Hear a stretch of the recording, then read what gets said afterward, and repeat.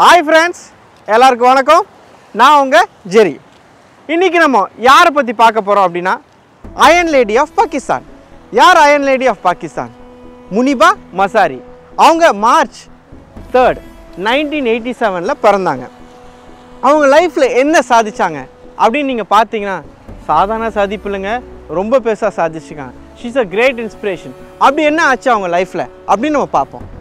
அந்த பொண்ணு வந்து ஒரு 18 இயர்ஸா இருக்கும்போது அவங்களுக்கு கல்யாணம் பண்ணி வச்சிராங்க. ரொம்ப ட்ரெடிஷனலான ஒரு ஃபேமிலியில் வந்த பொண்ணு தான். பட் இருந்தாலும் பாவம் 18 இயர்ஸ்லேயே வச்சனால கல்யாணம் ஆகிடுது.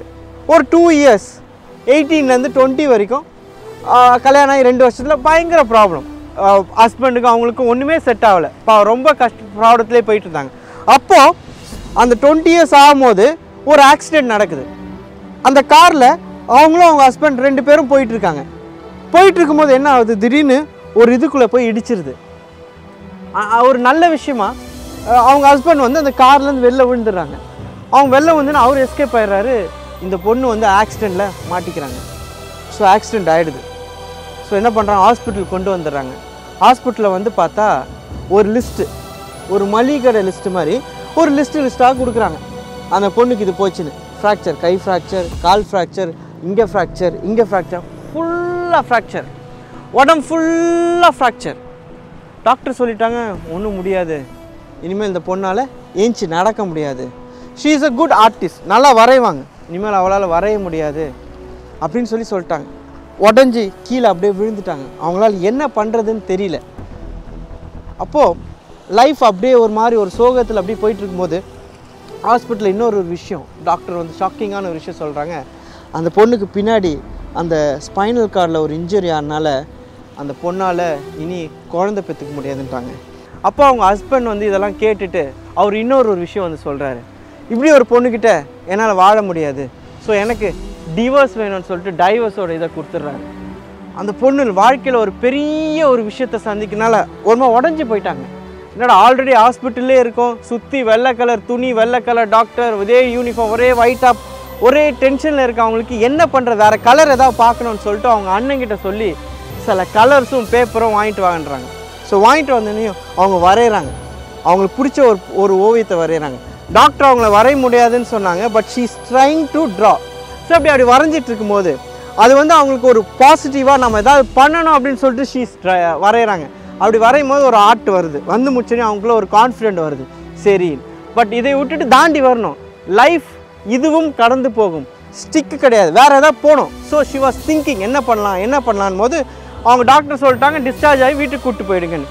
ஆனால் லிவர் கிட்னி ஃபுல்லாக டேமேஜ் ஆனால, அவங்களால உடம்பு ஃபுல்லாக இவ்வளோ இது ஆனால she has to be bed ரிடன்னால வீட்டில் படுக்க இருக்க சொல்லிட்டாங்க. பெட்டில் சும்மா படுக்கன்னா என்ன, ஒரு நாள் 2 நாள் இல்லைங்க, 2 இயர்ஸ் 2 வருஷம் படுக்கையிலே அந்த லேடி இருந்தாங்க. அவங்க இருந்தாங்க. நீங்களே யோசிச்சு பாருங்கள், நம்மளால் ஒரு 10 நாள் பெட்லேயே இருக்க முடியுமா? 2 வருஷம் உடஞ்சி போயிட்டாங்க, ரொம்ப உடஞ்சி போயிட்டாங்க. வாழ்க்கை இவ்வளோதானா, இவ்வளோதான் வாழ்க்கையா, வேறு இல்லையா? உடஞ்சி போயிட்டாங்க. ஹஸ்பண்டும் போயிட்டு அப்படி வேறு கல்யாணம் ஆக போகுது, மெசேஜ் வருது. பட் அந்த நிலவில் அவங்களுக்கு பயம் என்ன, ஃபியர், எல்லாத்தையும் பார்த்து பயம். நம்ம எல்லாருக்கும் என்ன, வாழ்க்கையில் பிரச்சனைகள் வரும்போது பிரச்சனைகள் பார்த்து பயம். அவங்களுக்கு அதே பயம்தான். இதை விட்டு எப்படி வெளியில் வரணும்னு ஷீ தாட். எப்படி வந்தாங்க அப்படின்னா, இதை பயத்தையே ஒரு பயமாக இல்லாமல் அதை தூக்கி அப்படி ஓரமாக வச்சாங்க, எல்லாத்தையும் ஓரமாக வச்சாங்க, ஃபேஸ் பண்ண ஆரம்பித்தாங்க. She started facing everything. அப்போ வெளியில் வரும்போது அவங்க ஹஸ்பண்டுக்கு ஒரு மெசேஜ் பண்ணாங்க, கல்யாணத்துக்கு விஷ் பண்ணி. அதுதான் ஃபஸ்ட் அவங்க எடுத்த ஸ்டெப்பு. விஷ் பண்ணி அனுப்பிச்சாங்க மெசேஜ், நல்லா இருங்க, வாழ்த்துக்கள், சந்தோஷமாக இருங்க. அந்த போல்ட்னஸோட வெளியில் வந்தாங்க. 2 வருஷம் கழித்து இருக்கிற பறவைகள் எல்லாத்தையும் பார்த்தாங்க. அப்போது அவங்க மனசில் அன்றைக்கி ஒன்று ஃபிக்ஸ் பண்ணாங்க, நான் இதே மாதிரி ஓப்பனாக வந்து எல்லார்கிட்டையும் பேசி ஒரு விஷயம் சொல்லணும்னு. என்ன சொன்னாங்கன்னா, வெளியில் வந்து எல்லார்கிட்டையும் என்ன விஷயம் சொன்னாங்கன்னா, இப்படி எல்லோரும் நல்லா இருக்கோமே, கை காலோடு இருக்கோமே, பட் அந்த பெட் ரிடனில் இருக்கும்போது தான் அதோட வலி என்னென்னு ஒருத்தருக்கு தெரியும். நம்மளாம் ரொம்ப எல்லாம் யோசிக்கிறோம், அது பிரச்சனை இந்த பிரச்சனை அப்படின்னு யோசிக்கிறோம். ஆனால் அந்த லேடி அவங்க இதில் இருக்கும்போது தான் அவங்களுக்கு அதோட அருமை தெரிஞ்சுது. So she has come up. அப்புறம் நேஷ்னல் சேனல், பாகிஸ்தானோட நேஷ்னல் சேனலில் ஆங்கராக ஜாயின் பண்ணாங்க. டெட்டில் ஸ்பீக் பண்ண ஆரம்பித்தாங்க, மோட்டிவேஷன் ஆனாங்க. யூஎனில் உமனுக்காக பாகிஸ்தானில் ரெப்ரசன்ட் பண்ணாங்க. ஸோ எந்த விமனுக்கு எந்த ப்ராப்ளம்னாலும் ஷி கம்ஸ் அண்ட் ஸ்பீக்.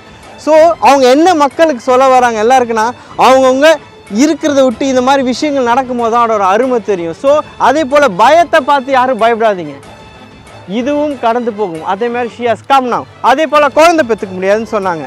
சரி, குழந்தை பெற்றுக்கு வேறு என்ன சஜஷன்? ஒரு அடாப்ட் பண்ணாங்க, ஒரு குழந்தைய அடாப்ட் பண்ணாங்க. அடாப்ட் பண்ணி ஒரு குழந்தைய வளர்க்குறாங்க.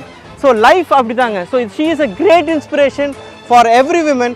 அதே போல் ஒவ்வொரு விமனுமே ஒரு இன்ஸ்பிரேஷன் தாங்க. அவங்க ஹவுஸ் ஒய்ஃபாக இருந்தாலும் சரி, எனி ஜாப் போகிறாங்கனாலும் சரி, எனி திங், அவங்க எல்லாருமே நம்ம எல்லாருக்கும் ஒரு இன்ஸ்பிரேஷன் தான். எல்லா மென்னுக்கும் ஒரு இன்ஸ்பிரேஷன் தான். So I want to wish you all thank you and happy women's day.